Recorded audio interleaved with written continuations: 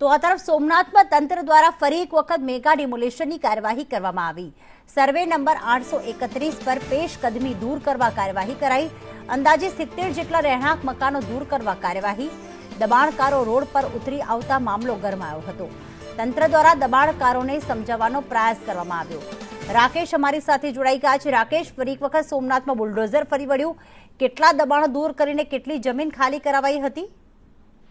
જી પ્રીતિ, ચોક્કસથી જે સોમનાથ નજીક સર્વે નંબર 831 છે તેમાં હાલ ફરી તંત્ર દ્વારા ડિમોલેશનની કામગીરી હાથ ધરવામાં આવી છે। અંદાજે છેલ્લા 15 દિવસથી આ લોકોને નોટિસ ને બધું આપી દેવામાં આવ્યું હતું। ત્યારબાદ આજે વહેલી સવારે ડિમોલેશન માટે જ્યારે તંત્રની ટીમ મામલતદાર, ડેપ્યુટી કલેક્ટર અને પોલીસ બંદોબસ્ત સાથે પહોંચ્યા ત્યારે સ્થાનિક જે 70 થી વધુ રહેણાંક મકાનો છે તેમને ડિમોલેશન કરવાની વાત છે। એટલે જે રહેવાસીઓ છે, દબાણકારો છે, તે રસ્તા ઉપર ઉતરી આવ્યા છે અને વિરોધ પ્રદર્શન કરી રહ્યા છે। હાલ સોમનાથના ધારાસભ્ય વિમલ ચુડાસમા પણ આ જે દબાણકારોની મદદે પહોંચ્યા હોય તેવું લાગી રહ્યું છે અને હાલ વાટાઘાટો ચાલી રહી છે, લોકોને સમજાવટનો પ્રયાસ ચાલી રહ્યો છે। પરંતુ બીજી તરફ તંત્ર દ્વારા જણાવવામાં આવે છે કે જે સરકારી જમીન છે અને અનેક નોટિસો આપી દેવા છતાં આ લોકોએ દબાણ ખાલી નથી કર્યા। એટલે હવે જોવાનું રહે છે કે સમજાવટથી મામલો પતે છે કે તંત્રને દબાણ જે બળજબરી કરવી પડે છે તે સમય બતાવશે। જી આભાર રાકેશ તમામ વિગતો માટે।